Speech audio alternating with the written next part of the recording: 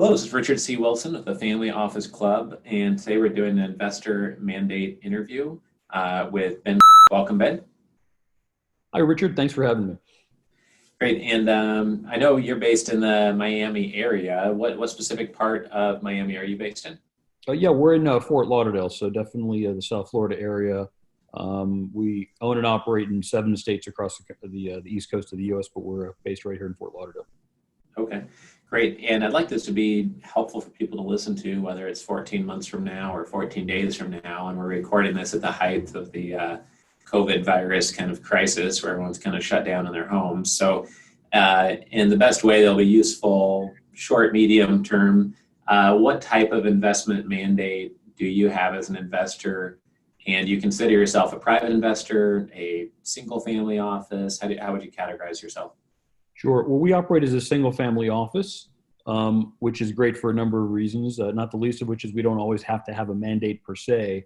But our MO is basically commercial real estate owners and operators. We self-manage everything in our portfolio, both on the multifamily side and the retail side. But it's mostly commercial real estate ownership and operations. Some development, which we've done, but that's primarily our bread and butter.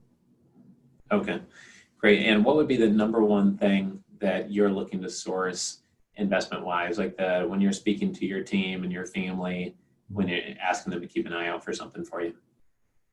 Yeah. So again, we have sort of the three, I'll call them buckets or asset classes categories. One is anything that's a development project that is broken in a way that we can fix. That's our opportunistic fund.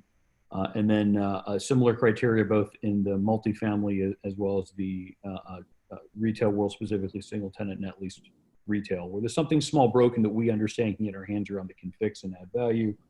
And then also meets our financial criteria, which is sort of pretty set. So when those two things come together, that's the types of transactions we tend to execute on.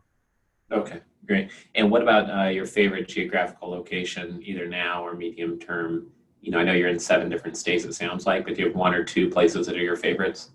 Well, we love the Florida market, which is we relocated here from the Washington D.C. area, which is also a great market. We still own and operate there, and we love the D.C., Maryland, Virginia, but Florida, just based on the growth, even prior to coronavirus, I'm sure it's going to resume once things get back to normal. But just the growth here, both demographically, tourism.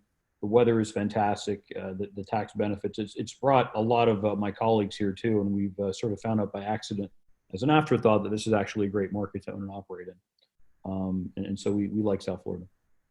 Right. Okay, great. And if there's an investor listening here, what would be the best piece of advice you can provide to someone? I know you have a deep background in commercial real estate and have done a lot of kind of institutional level due diligence on properties and consulted with some other families in that area as you co-invest with them, over the years. So what would be your number one piece of advice for them? Yeah, well, I would say if it's family offices in particular, what I found useful is that very early in my career, well, I was able to get into it very early in my career and sort of focused on that and perfected that learning curve. But even within the industry, learning sort of as much as you can, different aspects of how, say financing and appraisal and valuation and operations and management and how all of those areas sort of come together. I think a lot of folks in my industry, they come from a background in one or two areas and either don't bring in people into the family office that have specific expertise sort of, laterally, or they haven't sort of gathered the enough of sort of the right team members to give them sort of the 10,000 foot perspective and not just sort of the boots on the ground kind of perspective. Sure. Okay, great. Yeah. And what is the best way for someone to contact you if they have an opportunity that matches your mandate, or they'd like to connect as a peer or something through the club? Email is fine. We have websites for each of our properties, but we tend to like to keep a very low profile.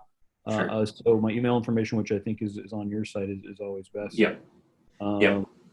And again, we look at a lot of deals, and we're very, especially now, even before coronavirus, we were very defensive in our orientation, but even more so now. Right. Okay.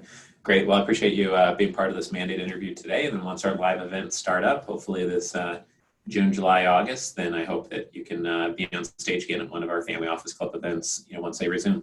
Would love to be a part of it again. Always enjoy it. Great. Thank you, Ben. Take care. You too. Thank you.